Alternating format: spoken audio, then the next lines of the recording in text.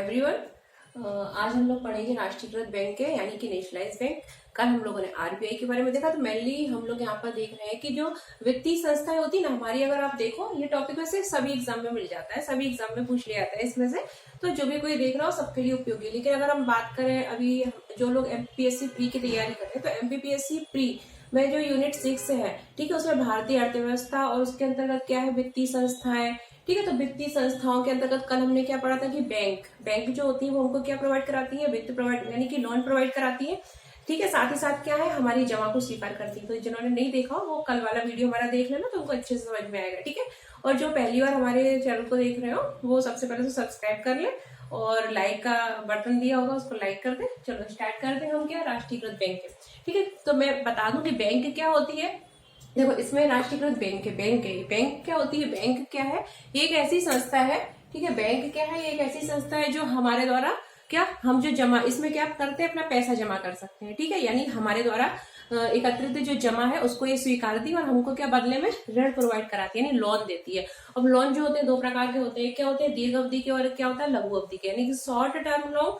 ठीक है, short term loan. ठीक है, जो लोन होते हैं वो कितने प्रकार के होते हैं, दो प्रकार के, एक होते हैं शॉर्ट टर्म, एक क्या होते हैं लॉन्ग टर्म। ये हमने कल अच्छे से बता दिया था, जिन्होंने नहीं देखा हो ना फर्स्ट टाइम देख रहे हो वो देख लेना। ठीक है, प्ले लिस्ट बनी हुई है। ठीक है, तो उसमें सारे जो इकोनॉमिक टॉपिक है वो सारे उसमें है, वीडियो सारी सेम है। तो चलिए आज हम लोगों को मेन क्या पढ़ना है कि जो वित्तीय संस्थाएं है, फाइनेंशियल इंस्टीट्यूशन है, उसमें मेनली क्या पढ़ना है, नेशनलाइज बैंक।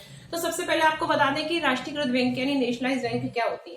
तो देखो राष्ट्रीयकृत बैंक क्या होती है ना, इनको हम क्या बोलते हैं, सरकारी बैंक भी बोलते हैं। क्या बोलते हैं, सरकारी बैंक भी बोलते हैं। ठीक है, सार्वजनिक क्षेत्र की बैंकें होती है ये। ठीक है, पब्लिक सेक्टर बैंक होती है और इसमें गवर्नमेंट की हिस्सेदारी कितनी होती है, मोर देन 50%, यानी कि 50% से ज्यादा हिस्सेदारी होती है। ठीक है, इन बैंकों में गवर्नमेंट की जो हिस्सेदारी होती है वो कितनी होती है, 50% से ऊपर होती है, इसलिए इनको हम सरकारी बैंक भी बोलते हैं। क्या बोलते हैं, सरकारी बैंक भी बोलते हैं। ठीक है, सार्वजनिक क्षेत्र की बैंक होती है ये।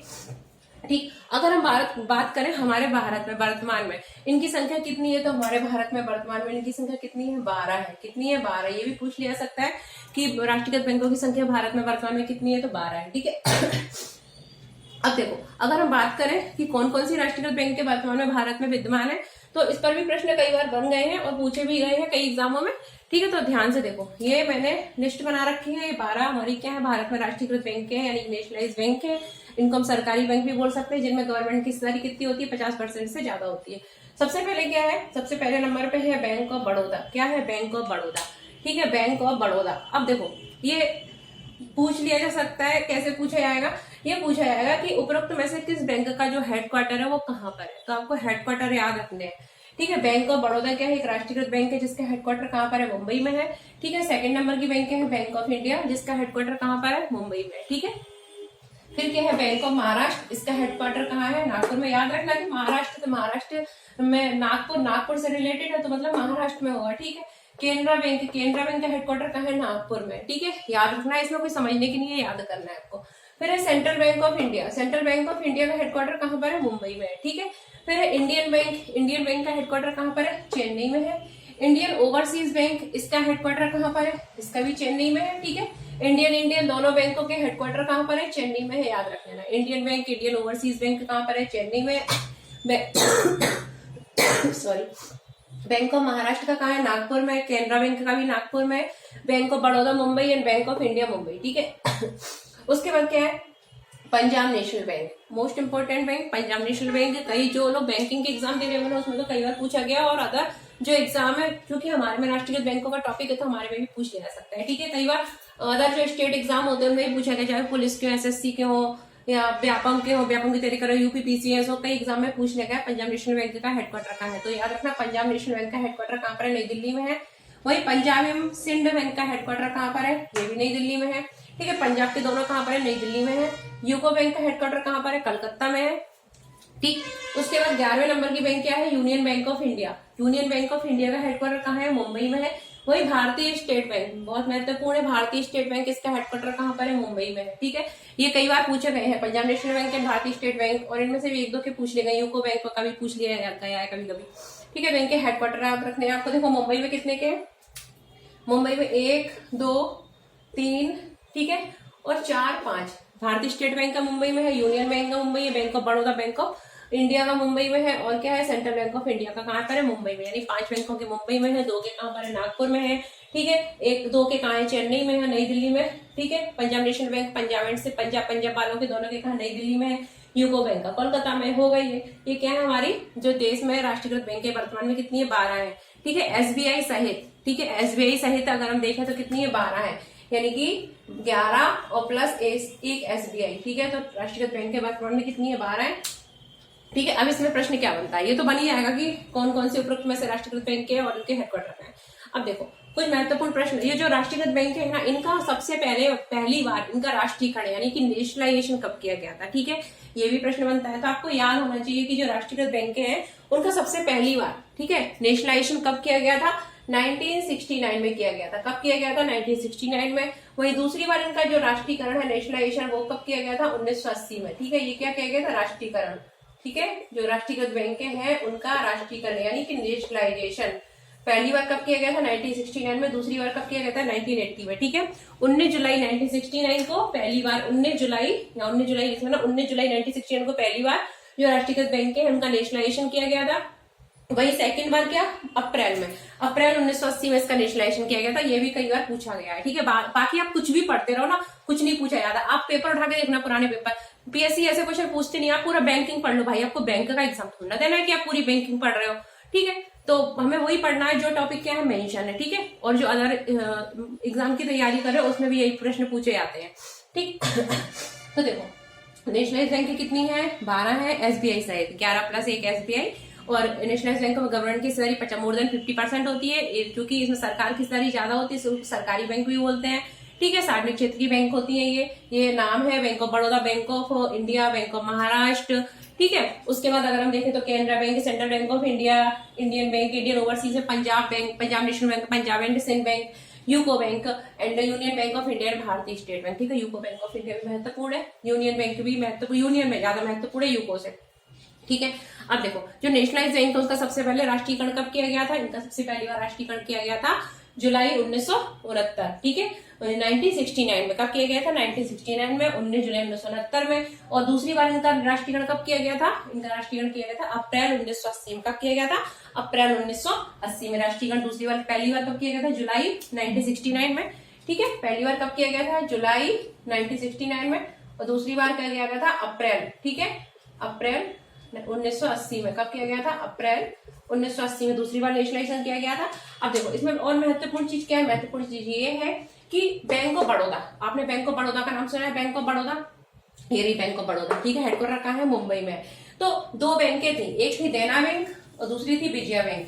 तो देना और विजया बैंक का विलय किसमें कर दिया गया, बैंक ऑफ बड़ौदा में कर दिया गया, ठीक है। पहले इनकी संख्या ज्यादा हुआ करती थी, वर्तमान में कितनी है, 12 है, 11 प्लस 1 सही, क्योंकि कुछ बैंकें थी उनका आपस में विलय कर दिया गया, जैसे कि देना बैंक, विजया बैंक, इनका विलय किसमें कर दिया गया था, बैंक ऑफ बड़ौदा में कर दिया गया था, ठीक है। फिर ये क्या दिख रहा है आपको, बीएमबी यानी भारतीय महिला बैंक, भारतीय महिला बैंक का विलय किसमें कर दिया गया, एसबीआई में कर दिया गया। ये कई बार पूछा गया है, ठीक है, प्रश्न। भारतीय महिला बैंक का विलय किसमें कर दिया गया, एसबीआई में, ठीक है।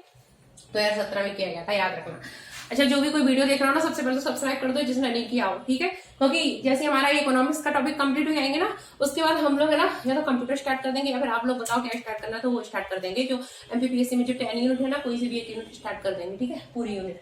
अब देखो उसके बाद क्या, अप्रैल 2020 में, अप्रैल 2020 में क्या हुआ, 10 बैंकें थी, उन 10 बैंकों का विलय किसमें कर दिया गया, 4 बैंकों में कर दिया गया। बताऊंगी कौन कौन सी 4 बैंकों में किया गया था। तो सबसे पहले क्या, यार इसको मैं क्लीन कर रही हूँ कि राष्ट्रीयकृत बैंकें क्या होती हैं, वो बैंकें जिसमें कि गवर्नमेंट की हिस्सेदारी 50% से ज्यादा होती है, उन्हें हम क्या बोलते हैं, राष्ट्रीयकृत बैंकें बोलते हैं। भारत में वर्तमान में 12 राष्ट्रीयकृत बैंकें हैं, एसबीआई से, ठीक है। ये इनके हेडक्वार्टर है, जिसमें एसबीआई का मुंबई में है, यूनियन बैंक ऑफ इंडिया का मुंबई में, यूको का कोलकाता में है, ठीक है। Bank of Baroda and bank of India का कहाँ पर है, मुंबई में है, ठीक है। पंजाब नेशनल बैंक का कहाँ पर है, पंजाब नेशनल बैंक का और सिंध बैंक का पंजाब एंड सिंध बैंक का कहाँ पर है, इनका जो है नई दिल्ली में है। सेंट्रल बैंक ऑफ इंडिया का मुंबई में है, केनरा का कहाँ पर है, नागपुर में है, ठीक है। एंड बैंक ऑफ महाराष्ट्र का कहाँ पर है, नागपुर में। ये हेडक्वार्टर है, आपको याद होने चाहिए। उसके बाद इसका पहली बार राष्ट्रीयकरण कब किया गया था, 1969 में किया गया था, ठीक है, जुलाई 1969 में। और दूसरी बार नेशनलाइजेशन कब किया गया था, अप्रैल 1980 में किया गया था। अब देखो बैंक ऑफ बड़ौदा था, बैंक ऑफ बड़ौदा में किन बैंकों का विलय कर दिया गया, विजया बैंक का और देना बैंक का, ठीक है। ये विलय कर दिया गया था। वहीं जो भारतीय महिला बैंक थी उसका विलय किसमें कर दिया गया था, उसका विलय कर दिया गया था स्टेट बैंक ऑफ इंडिया में। प्रश्न पूछा गया है कई बार, 2017 में किया गया था, याद रखना, ठीक है।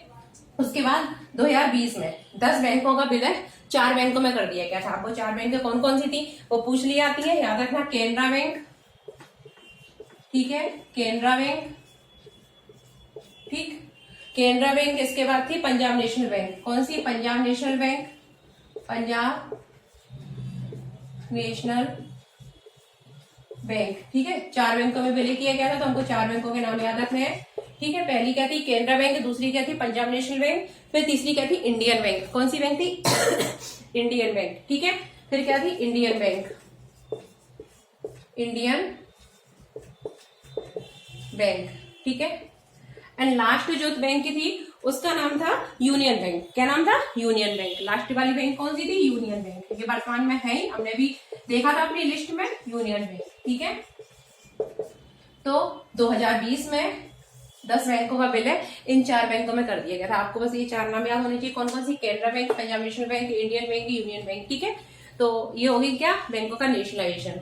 अब देखो हम पढ़ रहे हैं कि बैंक क्या होती है, ये भी आपको बता दें, कभी कभी पूछ लिया जाता है बैंकों का इतिहास, ठीक है। वैसे टॉपिक में मेंशन नहीं है, क्योंकि हमारी जो एग्जाम है ना उसमें वही क्वेश्चन आते हैं जो टॉपिक हमारे में मेंशन होते हैं, लेकिन फिर भी मैं थोड़ा सा बता देती हूँ कि बैंकों का इतिहास क्या है। तो देखो अगर हम बैंक की बात करें ना, बैंक, ठीक है, तो बैंक क्या है, हमने बताया था बैंक एक ऐसी संस्था है जो हमारी जमा को स्वीकारती है और हमको क्या प्रदान करती है, ऋण प्रदान करती है। बैंक क्या है, ऐसी संस्था जो हमारी जमा को क्या करती है, स्वीकारती है, ठीक है, और क्या प्रदान करती है, हमको ऋण प्रदान करती है, ठीक है, ऋण प्रदान करती है। तो ऐसी संस्था क्या कहलाती है, बैंक कहलाती है। ये संस्थाएं क्या कहलाती है, बैंक कहलाती है, ठीक है। बैंक कई प्रकार की होती हैं, देखेंगे। अब देखो अभी हम इतिहास देख रहे हैं कि बैंकों का किस तरीके से विकास हुआ। तो देखो सबसे पहले क्या हुआ, बात करते हैं हम बहुत पहले के टाइम की, आजादी से पहले के टाइम की, ठीक है। अगर हम आजादी से पहले के मेरी खांसी सही नहीं हो रही, मैं कुछ भी उल्टा सीधा खा लेती हूँ और अभी तक सही नहीं हो पाई। अगर हम बात करें तो सबसे पहले एक बैंक हुआ करती थी जिसको हम बोलते हैं बैंक ऑफ हिंदुस्तान। क्या बोलते थे, बैंक। इसको मैं क्लीन कर देती हूँ, ठीक है। अब हम बैंकों का इतिहास पढ़ते हैं कि इसका विकास किस किस प्रकार हुआ, किस तरीके से बैंक डेवलप हुई हमारे भारत में। तो सबसे पहले आती है बैंक ऑफ हिंदुस्तान, ये मैंने शॉर्ट में लिख दिया है, बैंक ऑफ हिंदुस्तान, ठीक है। तो ये क्या थी, सबसे पहले हमारे भारत में एक बैंक स्थापित हुई जो किस पद्धति पर आधारित थी, यूरोपीय पद्धति पर। कौन से पद्धति पर, यूरोपीय पद्धति पर। भारत में 1770 में एक बैंक स्थापित हुई, ठीक है, जिसको हम क्या बोलते हैं, बैंक ऑफ हिंदुस्तान बोलते हैं, ठीक है। उसके बाद क्या हुआ, उसके बाद 3 बैंक और स्थापित हुई जिसको बोलते हैं बैंक ऑफ बंगाल, ठीक है, bank of Madras and bank of, ठीक है, महाराष्ट्र में थी, उसको बोलते हैं मुंबई, ठीक है, MUM लिख दिया, ठीक है। या फिर मैं हिंदी में ही लिख देती हूँ, इसमें आपको समझ में नहीं आएगा, मेरे को तो समझ में आएगा। बैंक ऑफ हिंदुस्तान है ये, याद रखना। फिर बैंक ऑफ बंगाल, एक बंगाल में 3 प्रेसिडेंसी थी ना, आप लोगों ने इतिहास में पढ़ा होगा, तो उसी प्रेसिडेंसी के नाम ही याद रख लेना, वही बैंक थे। Bank of Bengal, bank of Madras और बैंक ऑफ बम्बई, ठीक है। ये 3 बैंक स्थापित की गई। कौन कौन सी, बैंक ऑफ बंगाल, ठीक है, bank of Bengal, bank of Bengal,